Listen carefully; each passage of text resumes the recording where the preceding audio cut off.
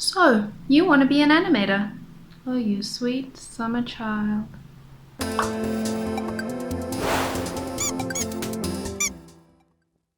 I'm kidding. I actually love my job. And there are so many routes you can take in this career. And as long as you have the tech, you can work. And you hardly ever have to leave your cave. Office. Being an animator is also awesome because you're basically like a god. You're bringing life to these characters in front of you. Of course, you usually have a creative director or a client telling you what to do, but you're the one making them. Except your creations have no free will. So this video is for all the people who have emailed or DM'd me over the years asking me for advice on how to actually get into this industry, where they should actually start. The most common questions that I get asked are: 1, do I need to attend a college or a tertiary institution to get into this industry? 2, where or how can I learn what I need to know? And 3, is it actually worth it? Because job satisfaction and money are real things. I'll address all these questions in this video. Okay, so question 1. Do I need to attend a tertiary institution or a college to get into this career? The short answer is no, maybe it depends. It depends. Before you start thinking about where you will learn what you need to first think about what it is you need to learn. The animation industry is a melting pot of different disciplines, a cornucopia of creativity, if you will. Do you want to be a 2D animator, 3D? Do you want to do stop motion? Do you want to be a modeler, a rigger? Do you want to be a motion graphics artist? These are all questions you need to ask yourself. So do some research on the industry and figure out what it is you actually want to become. Once you've decided on the direction in which you want to float your creative boat, you need to decide on how you're going to learn all the things you need to know.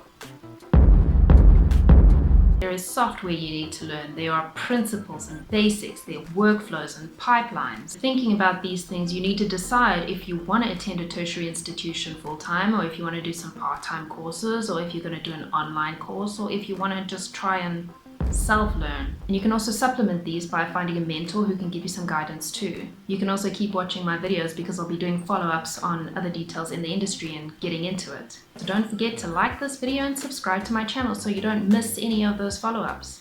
Okay, so if you want to get into 2D or 3D animation in terms of character animation or games, or work on feature films or series, then I do recommend that you look into attending an institution full-time or doing a correspondence course or a proper accredited online course where you start with the basics and have a structured curriculum to follow.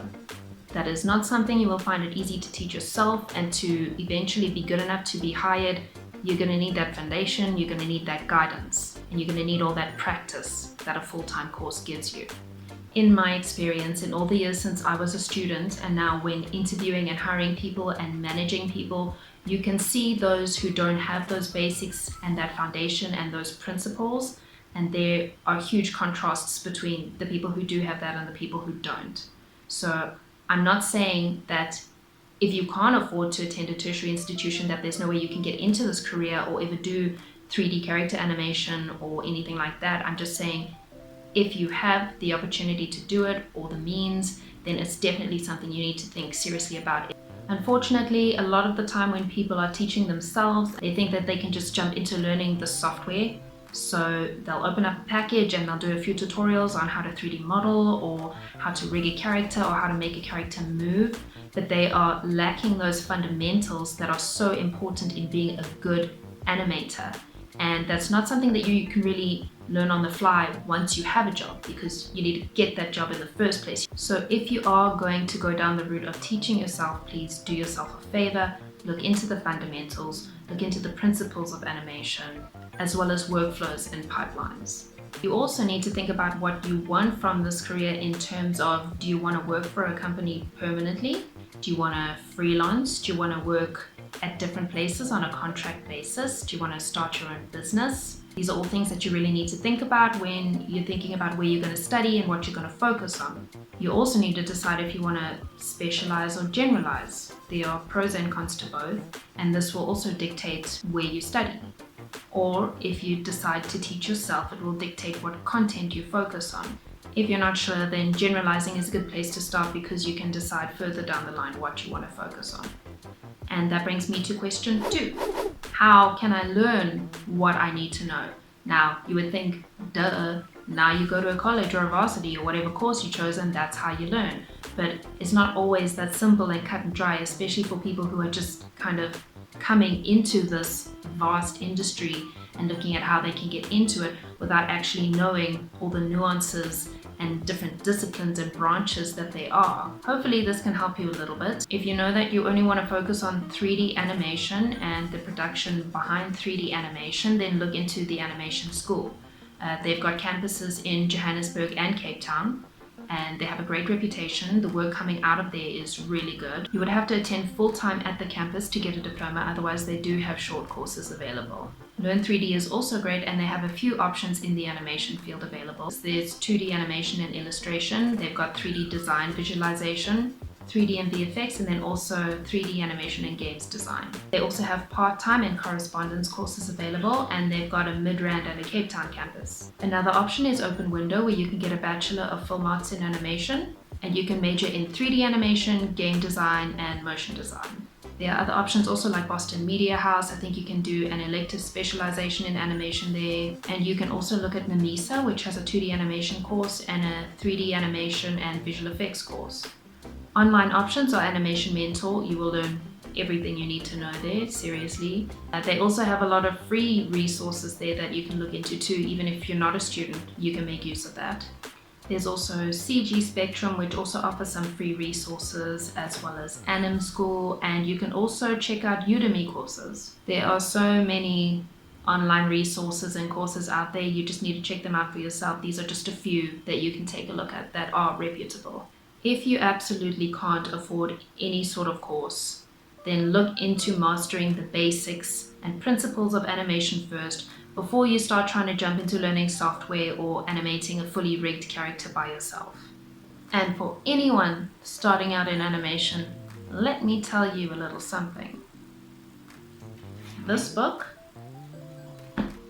is Bay. A manual of methods, principles, and formulas. Seriously, get a copy if you can. Do yourself a favor. You will get very tired of hearing about anticipation, follow-through, waiting, breakdowns, but these are things you need to know. These are integral to what you do, or what you're gonna do. Anything that moves follows these principles. It's useful not even just in characters, but even in motion graphics. I mean, one of the first exercises you should do is a bouncing ball. Seriously. Do it! Do it!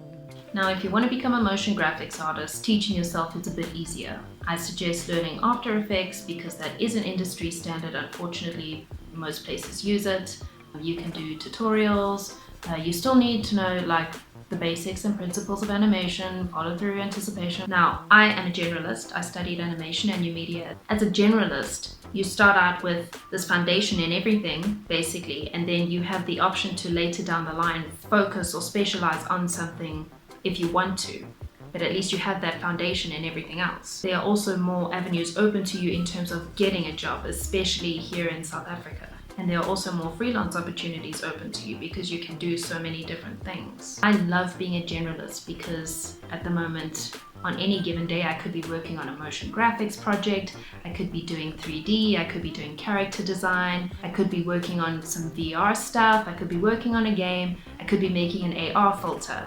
I mean, there's a lot of options open to me. I'm always trying out new things or experimenting, and that means I don't get bored easily, which I tend to do if I'm doing the same thing every single day. That sounds like my literal idea of hell. So being a generalist really suits me. It might not suit you. I'm just giving you my 2 cents. Okay, question 3. Is it worth it? Yes, if you are creatively inclined and have a passion for animation and graphics. But let me drop some truth bombs here. Truth bomb 1. It is pretty damn tough. You will work late nights very often. There have been times in my early career where I worked literally 24 hours straight. That is not an exaggeration. There were weeks when I did not see my family because of deadlines, but that is not always, and it is not everywhere. A lot of it is related to time management and project management. The more skilled you get, the better your workflows, the better your pipelines, the quicker you work, the quicker your stuff is done, the quicker you meet your deadlines, the less overtime you have to do. But unfortunately, sometimes late nights and overtime are not things you can avoid when you have difficult clients or upcoming deadlines, or you're waiting for content from other people. That's just not something that you can really control as an animator. So yes, that is just the nature of it. It's something you will encounter, and it's something you need to be prepared for. Truth bomb 2. This job can be extremely stressful and is very much deadline driven. You need to be able to keep your cool and get your stuff done. And you need to be able to deal with that stress and pressure. Be honest with yourself if you know that deep down you can't. And you will also spend a lot of time at your desk on your computer. Make sure you are okay with that. Truth bomb 3.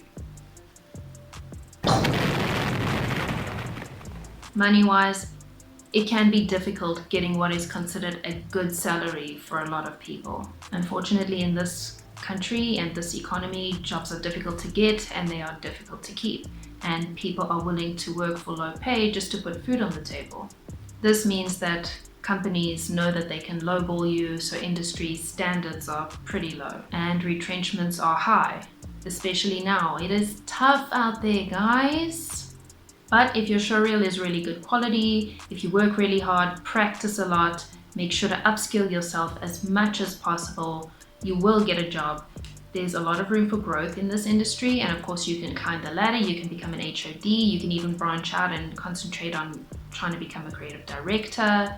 There's a lot of opportunities available.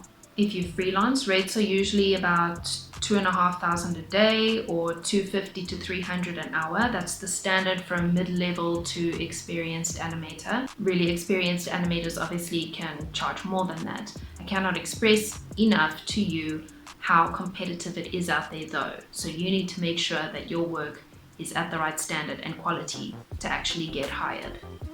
Competition is stiff, and it's only getting stiffer. That's what she said.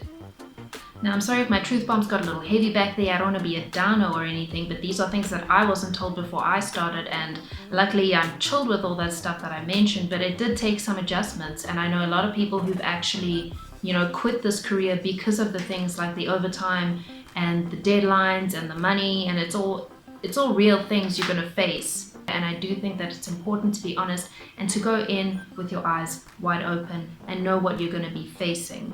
Worldwide opportunities are blowing up. The animation industry in South Africa is growing, and it is just crazy to see like what it was 10 years ago and what it is now.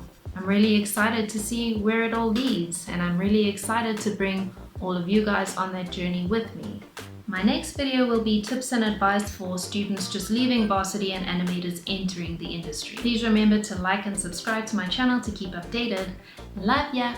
Bye!